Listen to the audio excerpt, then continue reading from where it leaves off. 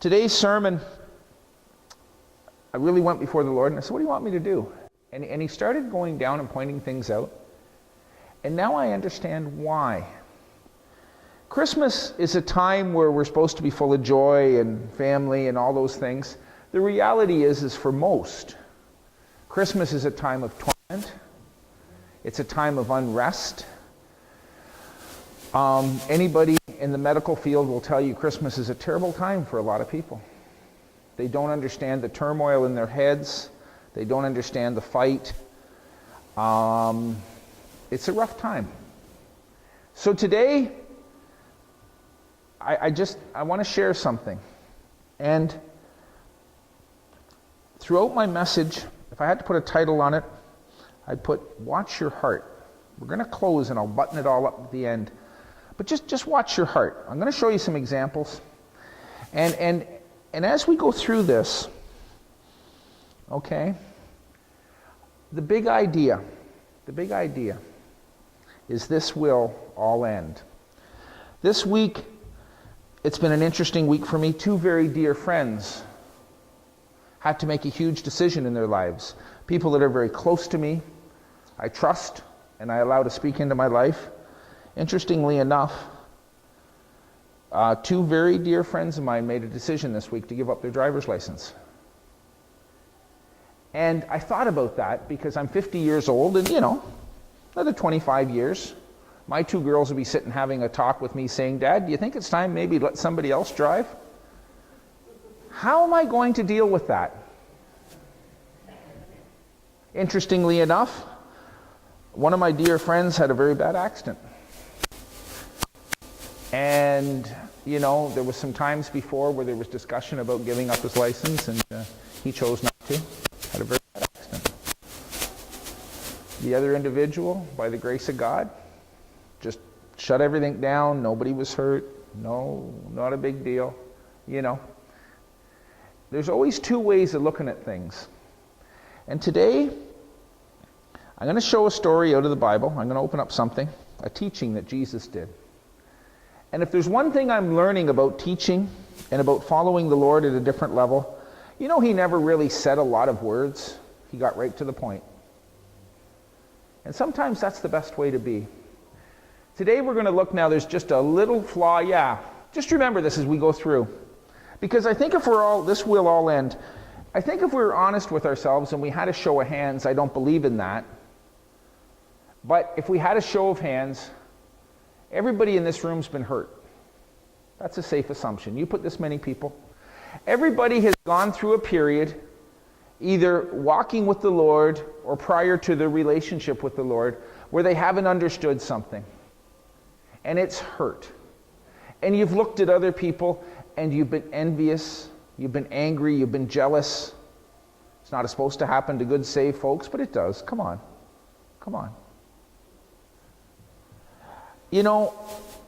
Just because you walk with the Lord doesn't mean everything's going to be good. But I'll tell you something. If you will learn and grow, you can take bad situations and just sit back and allow the Lord to bring them full circle till you win.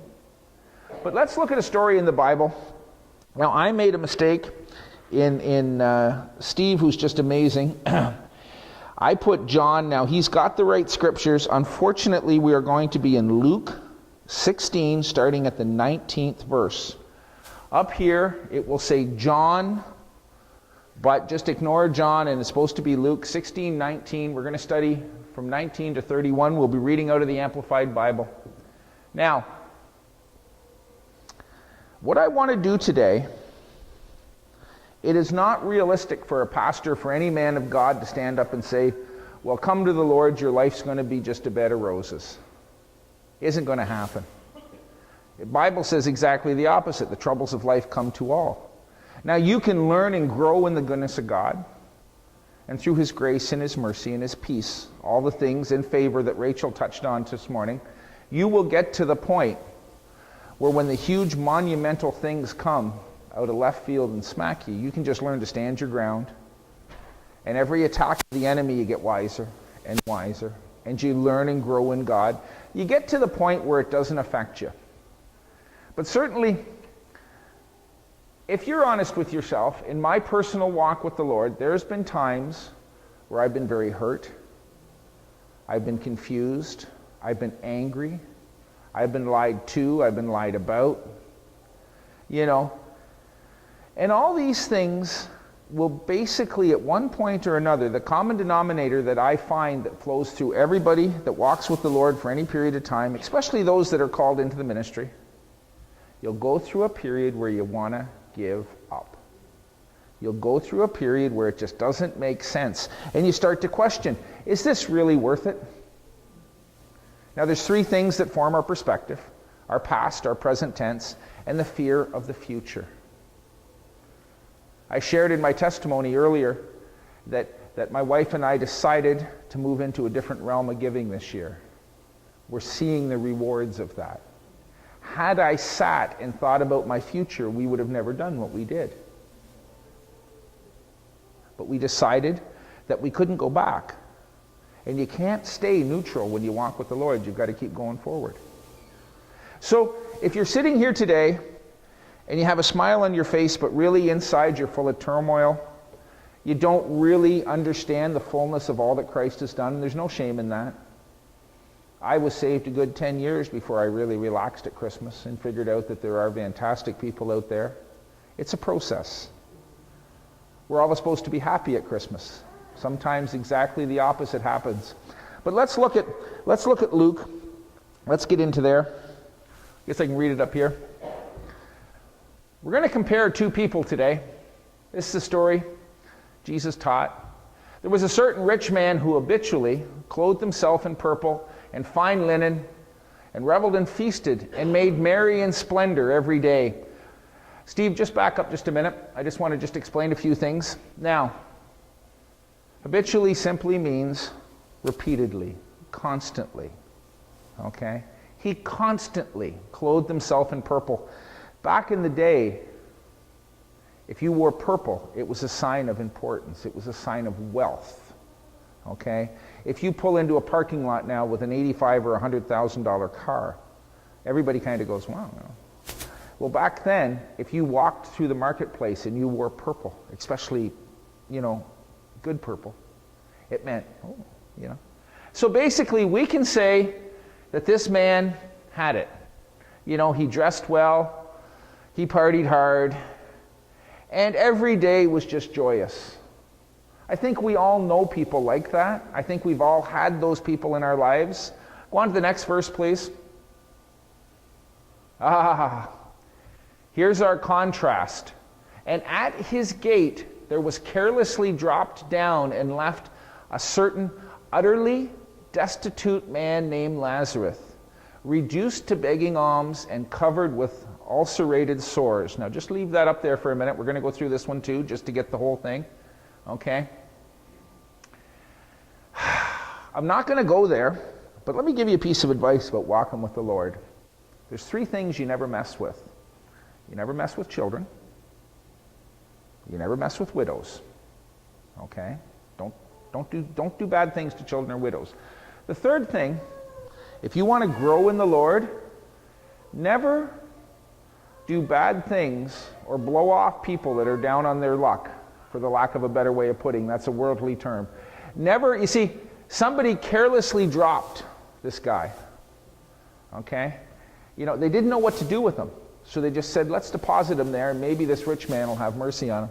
This guy is exactly opposite than the first guy we talked about. He was a beggar. He had ulcerated sores. Like, that's pretty rude.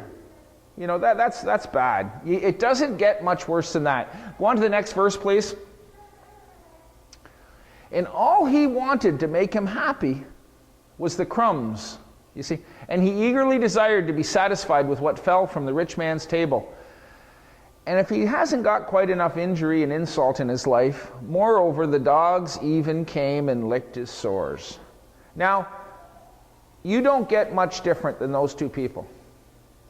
And if you're not careful in your Christian walk, okay, if you don't guard your heart, you'll let a lot of things go in. And we'll revisit this in the new year, but for the sake of where I want to go today, go ahead, Steve. And it occurred that the man reduced to begging died.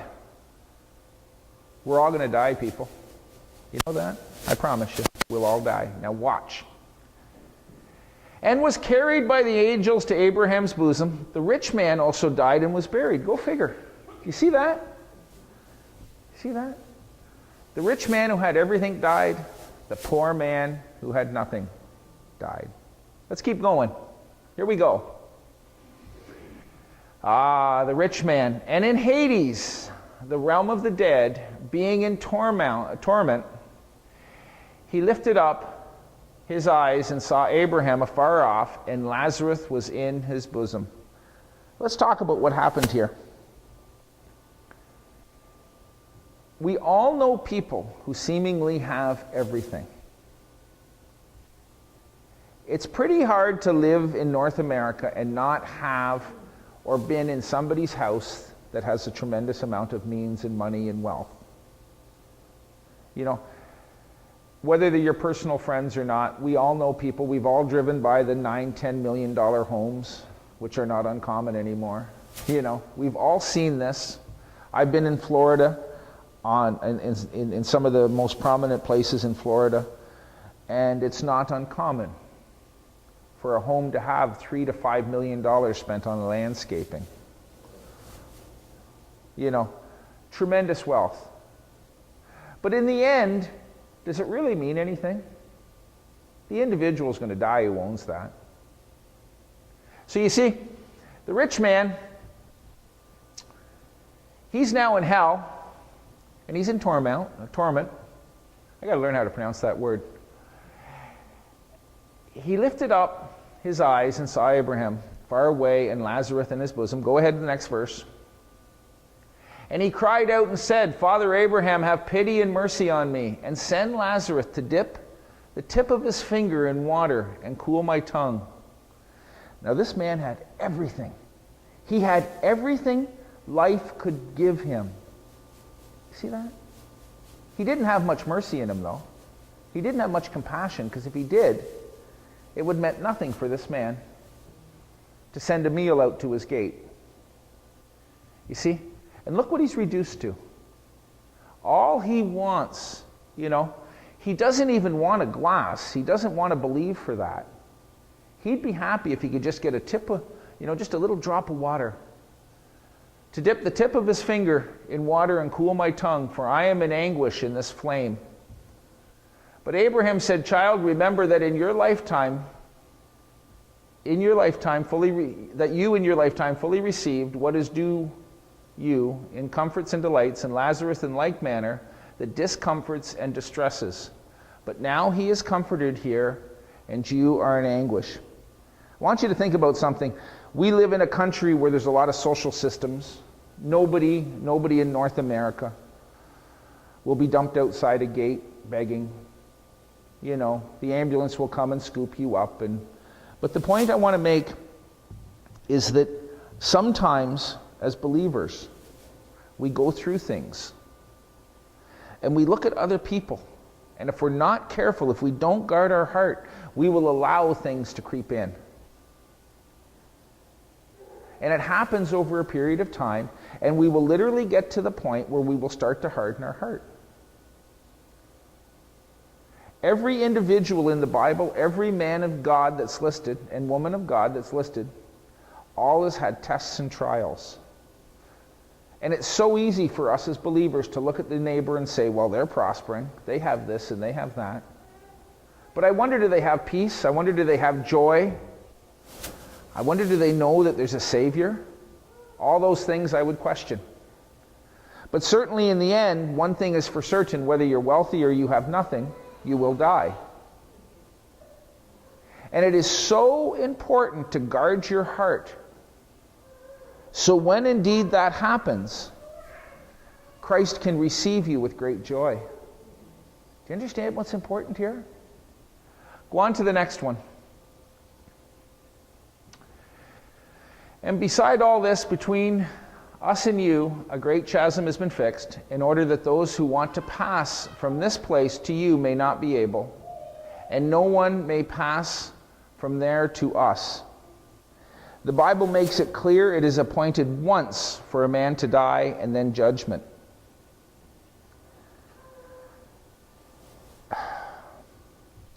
As believers, whether you've been saved for 60 years, whether you've been saved for 6 months, 6 days, the troubles of life come to all. Do you understand that? You will reach times in your life where literally you will feel like giving up. You will reach times in your life where you will not understand what is going on. You will reach times in your life where the pastor's words really don't mean a lot to you. Where reading your Bible will be hard. But in the end, if you stick it out, amazing things happen. Amazing things. Don't ever get envious of people that have tremendous wealth, unless it's God-given wealth. Don't ever be envious of people who seem to have it all. If they don't have Jesus, they have nothing. Don't ever think for a minute that the short little time that you're down here on earth really and truly means anything other than getting brothers and sisters into the kingdom. It doesn't matter what you drive. It doesn't matter where you live. It doesn't. There's a prime example of it right up there. It doesn't matter whether you have no-name craft dinner 2 days a week, or whether you eat at the finest restaurants. You see, if we're not careful, we'll allow things to creep in. And it's a subtle process. It happens. And if we're not careful, we will allow our hearts to start to harden. Where is God in this? I've waited 4 months for this. I prayed for something a year ago and it still hasn't come. Lord, I've been coming to church for 9 months. I've been faithful with the tithes and offerings. If you're not careful, your heart will start to get bitter. In the end, if you faint not, every one of God's promises will come to pass. There are certain things now that I understand that back in the day, you could have sat me down, best counselors, best. I would not have believed you. I would have walked out of that meeting the same way I walked in. Where is God in all this? And I am very sure that if we spoke to this Lazarus, he would wonder at times, where was God in this situation? But do you know in the end we always win? Do you understand that? In the end, if you will not give up, I promise you, you will win. You will get to the point where nothing will stop you on down here. You'll just keep going. You'll just keep going. You see, what your neighbor seems to have or may not have, you never know. You never really know the truth about your neighbor. Let's keep going. And the man said, Then, Father, I beseech you to send him to my father's house. 28, please. For I have 5 brothers, so that he may give solemn testimony and warn them, lest they too come into this place of torment. You see, now his focus has changed. He's taken a reality pill, if you will, of what's right and what's wrong, what's important and what's not important. You see, this man's heart got so hard that nothing mattered other than his own personal needs. His own personal desires, his own wants, it's all about me, it's all about me, it's me, it's me, it's me. But in the end, he realized, hey, you know what? I've blown it, but maybe I can stop my brothers from coming here as well. Go on to the next one. But Abraham said, They have Moses and the prophets. Let them hear and listen to them. But he answered, no, Father Abraham. See that? Listen to me. Listen to me. If there's one thing that David Cripps is learning and growing in, is that I must have people speak into my life. And it's not an easy process. I know there's people here, I get on your case, I get on it hard. Okay? But I have never, ever gotten to the point in my own personal walk, in my relationship, that I don't have people speak into my lives. And sometimes it's a very uncomfortable conversation. Do you want to see pride to its fullest? Watch this. This man is at the bottom. He's in hell. It doesn't get a whole lot worse than that, brothers and sisters. He's in hell. And he's still telling people what to do. Do you see this? We'll do this and do this. And then watch. You see? Abraham tries to tell him something. And now he's correcting him.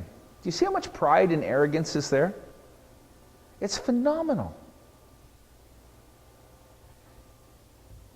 But he answered, no, Father Abraham, but if somebody from the dead goes to them, they will repent, change their minds for the better, and heartily amend their ways with the abhorrence of their past. Now, I can't pronounce that word right, but I did a word study on it, and basically that word means when you walk into certain things and it's a stench, and the gag reflex, like you just, oh, that's terrible. That's what that word means. You see, look at this. This man realizes that he blew it. He blew it. And at the end of the day, there's a glimmer of hope for his brothers. But the point I'm trying to get here is that this family has hardened their heart to the point where they just won't receive. Don't ever let your heart get so hard that you can't receive. Abraham tried to, go up to verse 31, buddy. This is the bottom line. And he said to him, if they do not hear and listen to Moses and the prophets, neither will they be persuaded and convinced and believe, even if someone should rise from the dead. It is so common to meet people that have hardened their hearts. No matter what God does, they will not listen. And as a pastor, I see that in churches sometimes. People have hardened their hearts to the points where they just will not listen to any sort of wise counsel. They will not listen to anybody. But today we looked at two people, one who seemingly had nothing, but in the end ended up with everything. And it really doesn't go into a big dialogue about the Lazarus that's in this story, about what he said. You never really see where he complained. He was content. And if you will take your walk through the good times and the times you don't understand, the times that you wonder where God is, and just keep going, and don't harden your heart. Don't let things creep in. You watch where you'll be in 2 years, 5 years, 10 years.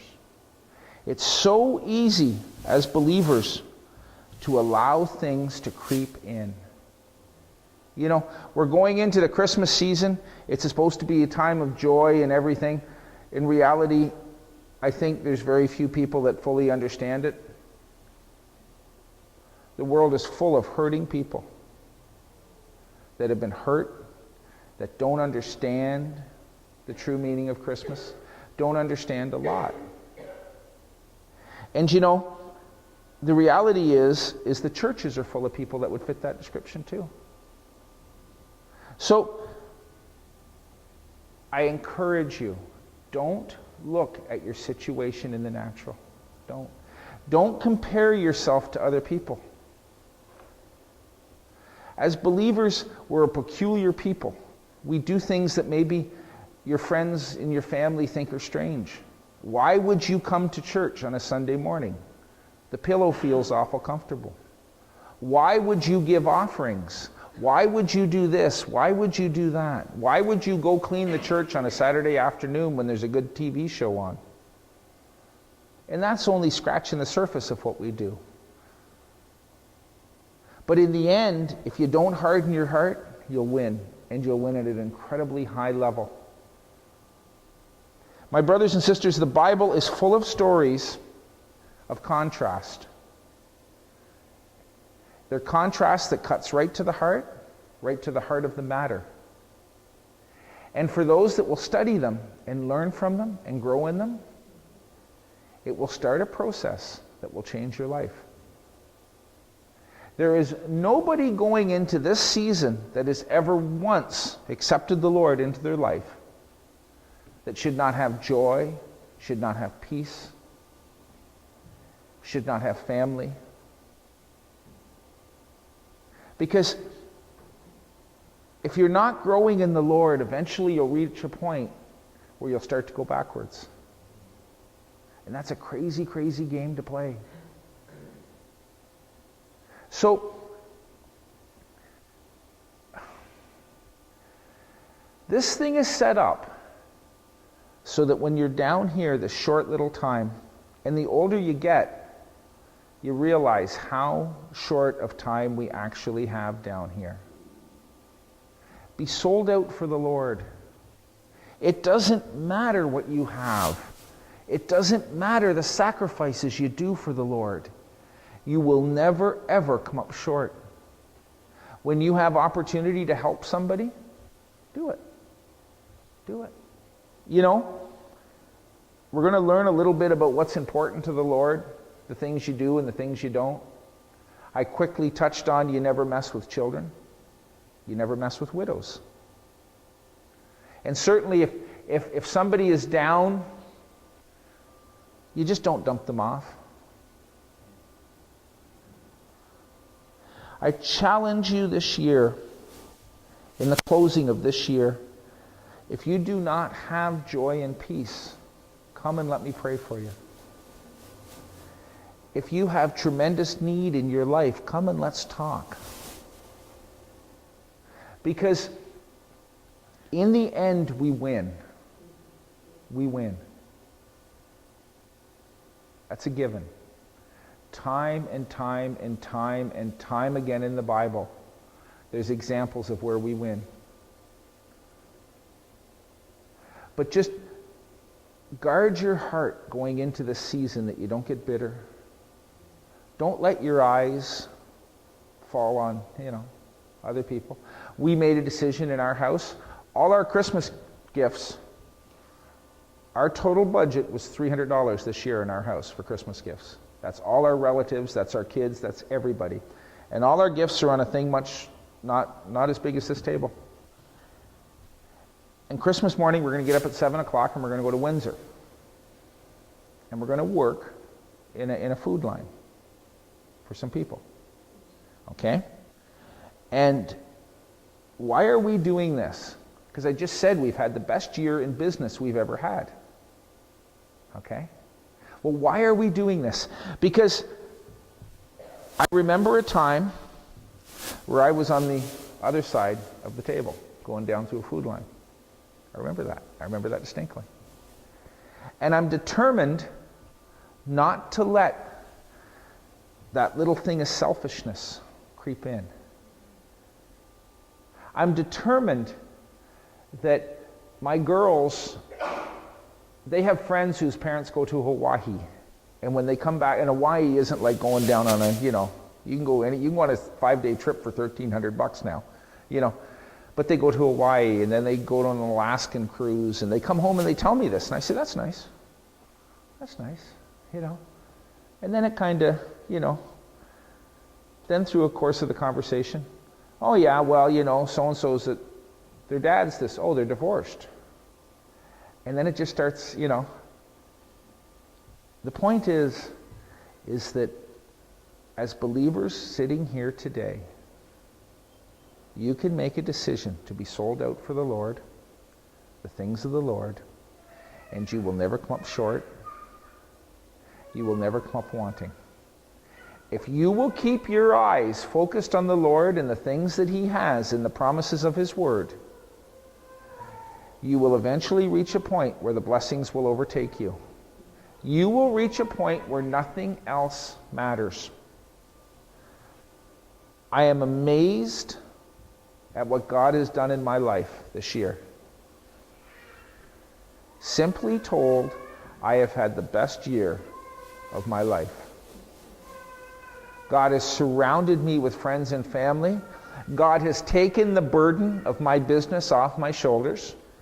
I am not bragging, but anybody who knows me, they used to say I'd drive home at 2 o'clock at night and the lights would be on in the shop. Well, I didn't leave them on to scare the burglars away. I was out working.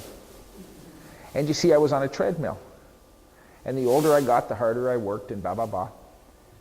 And I realized, wait a minute, stop. This has to change. And I got so sold out for the things of the Lord that there's 4 or 5 major issues in my life that I could have never figured out on my own. Lord knows I tried. But I just cast the cares of those over onto the Lord. And you know, Brother Hagin used to say, there's no use both of us being up all night worrying about it. And you know, I see it coming to pass. Christmas is a beautiful time. Don't get caught up in what the other people have. Don't let your mind drive you. Don't let your selfishness drive you to the point where you do things that you'll pay a price for later. You don't need to. You don't need to. You know, in this story, I've read it 5 or 6 times this week. There's 100 points in there that you could bring out.